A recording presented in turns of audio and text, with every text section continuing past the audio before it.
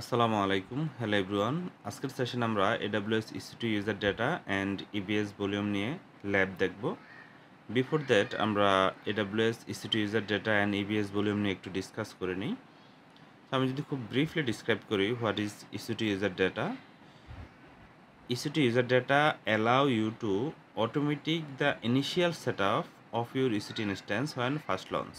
অর্থাৎ EC2 instance যখন প্রথম লঞ্চ হয় তখন আপনি ইউজার ডেটা সেকশনে যদি কোনো স্ক্রিপ্ট দিয়ে দেন বা কোনো কমান্ড দিয়ে দেন, সেটা সেট আপ হওয়ার সময় বা লঞ্চ হওয়ার সময় সেই কমান্ড বা স্ক্রিপ্টটা সে রান করবে।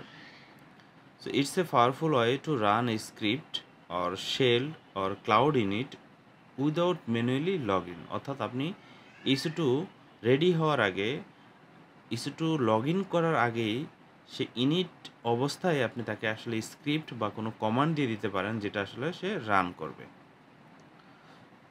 On first boot EC2 initialize system call cloud init on Linux.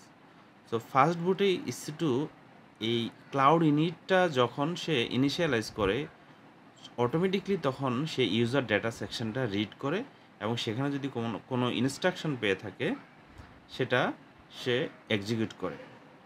ওইখানে আমরা কী কী করতে পারি, এখানে কিছু এক্সাম্পল দেওয়া আছে, like install software, nginx, Docker, what ever. আপনি যে কোনো প্যাকেজ বা সফটওয়্যার আপনি ইনস্টল করতে পারেন ইউজার ডেটা সেকশন দিয়ে। And configure system like create user, set environment variables etcetera. So এক কথায় ইউজার ডেটা দিয়ে আপনি যে কোনো shell script or command during initialize or first boot EC2 instance আপনি এক্সিকিউট করতে পারেন। ফর এক্সাম্পল, এখানে একটা ব্যাশ স্ক্রিপ্ট দেওয়া আছে যেখানে আমি একটা nginx প্যাকেজ ইনস্টল করছি এবং nginx সার্ভারটা আমি স্টার্ট দিয়েছি। সো ইউজার ডেটা সেকশনে যদি আমরা এটা দিয়ে দিই, তাহলে কোনো EC2 ইনস্ট্যান্স ফার্স্ট বুট হওয়ার সময় সেটা এক্সিকিউট করে নেবে।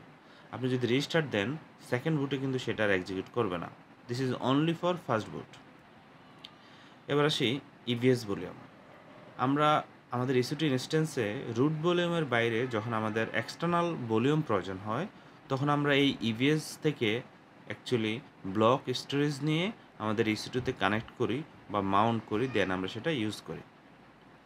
So attach to any EC2 instance in the same availability zone. অর্থাৎ EBS ভলিউম আপনি যে কোনো EC2 ইনস্ট্যান্সে সেম অ্যাভেলেবিলিটি জোনে আপনি মাউন্ট করতে পারেন বা অ্যাটাচ করতে পারেন।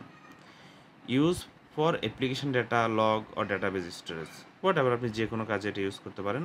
জেনারেলি সাধারণত আমরা যেই ডেটা পারসিস্টেন্স প্রয়োজন হয়, ইভেন আপনার EC2 ডিস্ট্রয় হয়ে গেলেও আপনার সেই ডেটা প্রয়োজন হতে পারে, সেই রকম ডেটা আমরা আসলে এই এক্সটার্নাল ভলিউম বা EBS ভলিউম আমরা রাখি। Detach and reattach without losing data. যে কোনো সময় আপনি এই ভলিউমটা EC2 ইনস্ট্যান্সে আপনি অ্যাটাচ অর ডিটাচ করতে পারেন। কি ফিচার? পারসিস্টেন্ট, তো data remain even after EC2 stop, যেটা আমি অলরেডি বলেছি। স্কেলেবল, 1 GB থেকে 16 TB পর্যন্ত আপনি এটা স্কেল আপ করতে পারেন। অ্যান্ড মাল্টিপল টাইপ, আমরা জানি EBS ভলিউম টাইপ আছে, GP3, IO2, SC1, ST1, etc। অনেক ধরনের EBS ভলিউম আছে। অ্যাজ পার ইউনিট আপনি আপনার EC2 ইনস্ট্যান্সে অ্যাটাচ করতে পারেন। So let's go for lab.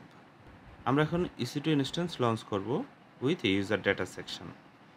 তো আমি EC2 ইনস্ট্যান্সে ক্লিক করলাম, দেন লঞ্চ ইনস্ট্যান্স। এখানে ইনস্ট্যান্সের নাম হবে, লাইক আমি নাম দিলাম ওয়েব সার্ভার। দেন আমরা আমাদের ওয়েস সিলেক্ট করব। ওয়েস সিলেক্ট করার পরে আমাদের ইনস্ট্যান্সের যে স্পেক হবে CPU মেমোরি, সেটা সিলেক্ট করলাম, লাইক 2 vCPU 4 GB র্যাম। দেন কি পেয়ার, যেটা দিয়ে অ্যাকচুয়ালি আমি আমার এই EC2তে কানেক্ট হব সেটা। দেন নেটওয়ার্কে আমাদের যে কাস্টম VPC আছে সেটা সিলেক্ট করব, এবং যেহেতু এটা ওয়েব সার্ভার আমি ইলাস্টিক অ্যাপ ইউজ করব না, তাই আমি এটা পাবলিক সাবনেট সিলেক্ট করলাম। অটো অ্যাসাইন পাবলিক অ্যাপই এনাবেল করে দিলাম। আমার যে এক্সিস্টিং সিকিউরিটি গ্রুপ আছে সেটাই আমি সিলেক্ট করলাম, like allow SSH and HTTP security group, এটা দিলাম। লেটসে আমি 20 GB দিলাম রুট ভলিউম। অ্যাডভান্স সেকশানে যাব। এই অ্যাডভান্স সেকশন থেকে আমাদের ইউজার ডেটা অপশন। সো এখানে আমি একটা স্ক্রিপ্ট পেস্ট করব, যেটা অ্যাকচুয়ালি আমার একটা nginx সার্ভার ইনস্টল দিবে উইথ কাস্টম প্যারামিটার। সো আমি আমার স্ক্রিপ্টটা কপি করে নিলাম, অ্যান্ড এখানে পেস্ট করে দিলাম। সো এটা হলো আমাদের সামারি। আমার একটা EC2 ইনস্ট্যান্স লঞ্চ হবে এবং সেটার টাইপটা কি হবে, সিকিউরিটি গ্রুপটা কি এবং রুট ভলিউম কত সেটা এখানে সামারি দেখাচ্ছে। আমি লঞ্চ ইনস্ট্যান্সে ক্লিক করলাম।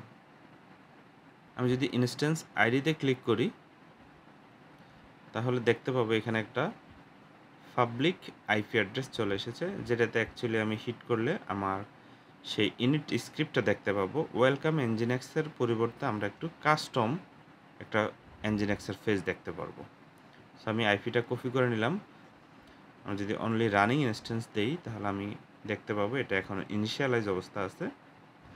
ইনিশিয়ালাইজ কমপ্লিট হলে আমরা ব্রাউজ করব। EC2 instance fully initialize complete হলো। Status 2/2 check pass.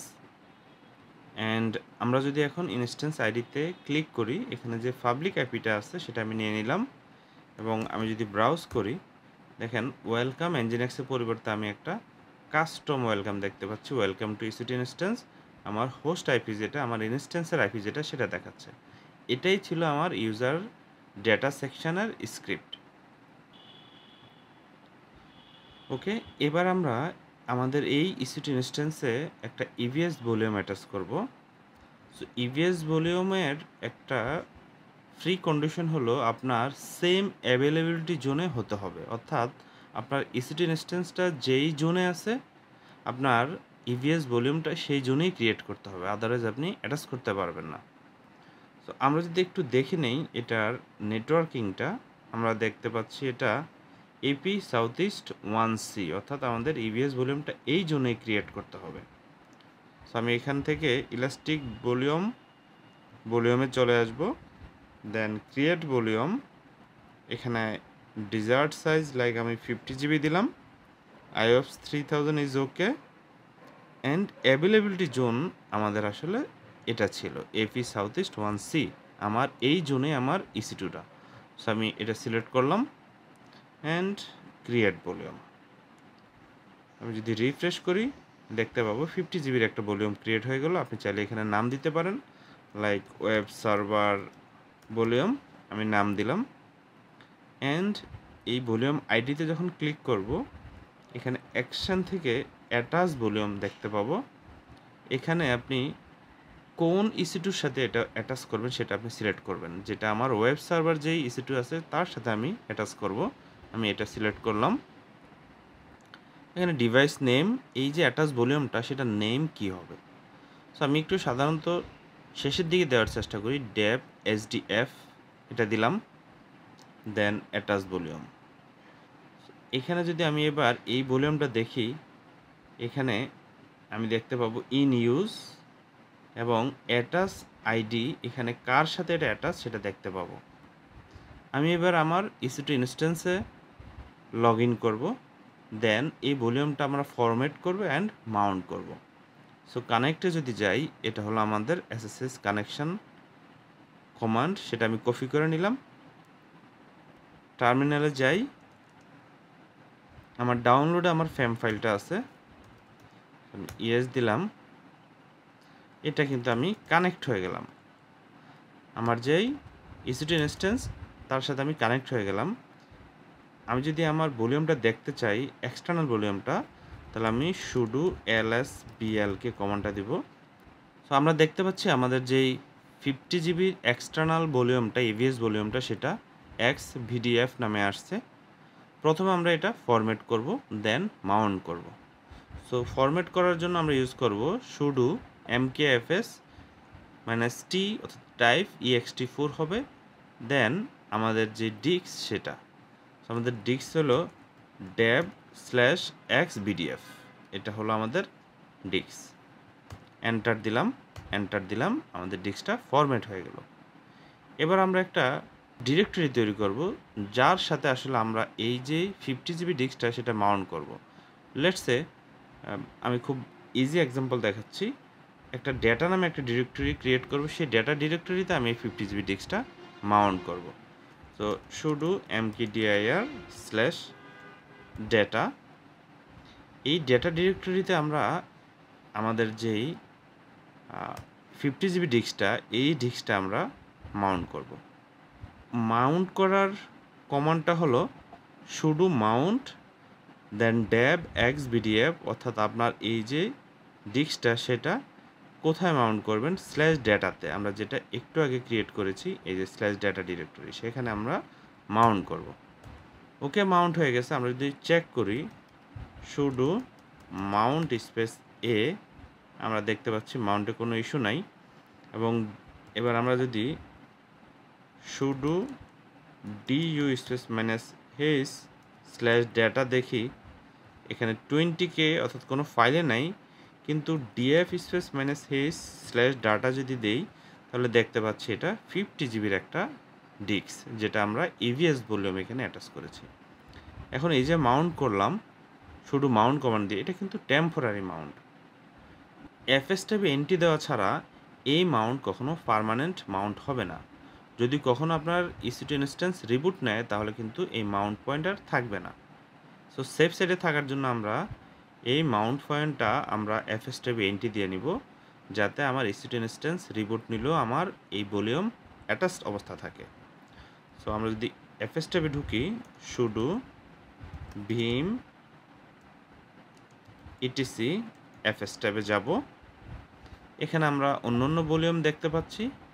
সবার শেষে আমাদের যেই এক্সটার্নাল ভলিউমটা সেটার এন্ট্রি দিয়ে দেব। আমার সেই ভলিউমটা স্ল্যাশ ড্যাব এক্স ভিডিএফ কোথায় মাউন্ট হবে, স্ল্যাশ ডাটাতে ext4 ফরম্যাটে, নো ফেল সে চেক করবে না, দ্যাটস ওকে। আমরা এবার সেভ করলাম। অ্যান্ড আমি যদি আবারও রিচেক করি আমার মাউন্ট পয়েন্ট সব ঠিক আছে কিনা, sudo mount space minus a, it's all right, all okay, no issues. And আমরা চাইলে এখন এটা আবার ডিটাচ করতে পারি আমাদের যে ভলিউমটা। সো লেটস সি আমরা এখন কীভাবে ডিটাচ করি। ওকে, এটা হলো আমাদের সেই ইনস্ট্যান্সটা যেখানে আমরা আমাদের এক্সটার্নাল ভলিউম অ্যাটাচ করেছি। আমরা যদি স্টোরেজে যাই তাহলে এখানে দেখতে পাবো আমাদের 50 জিবি যে স্টোরেজটা সেটা, এবং আমরা সেটা এখানে দেখতে পারবো slash data and sudo df space message, এটা হলো আমাদের স্ল্যাশ ডাটা যে 50 জিবি সেটা। সো আমি এখন আমার স্ল্যাশ ডেটাতে আছি। আমি যদি একটা ডিরেক্টরি তৈরি করি বা একটা ফাইল তৈরি করি, লেটস একটা ফাইল তৈরি করব, sudo touch file test .txt আমি দেখতে পাচ্ছি। এবং আমি যদি এটাতে কিছু লিখতে চাই, ফাইল টেস্ট .txt আমি হাই লিখলাম এবং সেভ করলাম, ইটস ওয়ার্কিং। ওকে, এখন যদি আমি এটা ডিটাচ করতে চাই এই ভলিউমটা, বেস্ট প্র্যাকটিস হলো এটা আগে প্রথমে আনমাউন্ট করে নেওয়া, fs ট্যাবের এন্ট্রি রিমুভ করে দেওয়া, দেন আপনি AWS এর কনসোল থেকে সেটা ডিটাচ করে নেবেন। This is the best option, তাতে ডাটা লস হওয়ার কোনো পসিবিলিটি থাকে না। সো লেটস আমরা সেটা প্র্যাকটিস করি কীভাবে আমরা আনমাউন্ট করব। সো কমান্ড হলো sudo u mount, দেন আপনার সেই ভলিউমটা, কোন ভলিউমটা, এই যে এটা টার্গেট ইজ বিজি, বিকজ আমি অলরেডি সেই ডেটা ডিরেক্টরিতে ঢুকে আছি। তো আমি রুটে চলে আসব। এবার যদি দেই আমার ভলিউম আনমাউন্ট হয়ে গেল।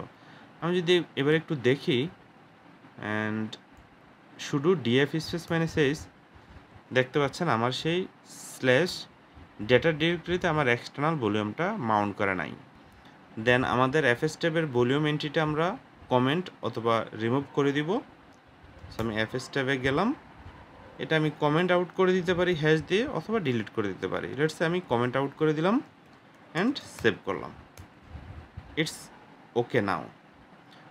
সো এখন আমি খুব সেফলি AWS কনসোল থেকে আমি আমার ভলিউমটা ডিটাচ করে দিতে পারি, এতে করে আমার ডাটা লস হওয়ার কোনো পসিবিলিটি নেই। এটা হলো আমার AWS সে কনসোল।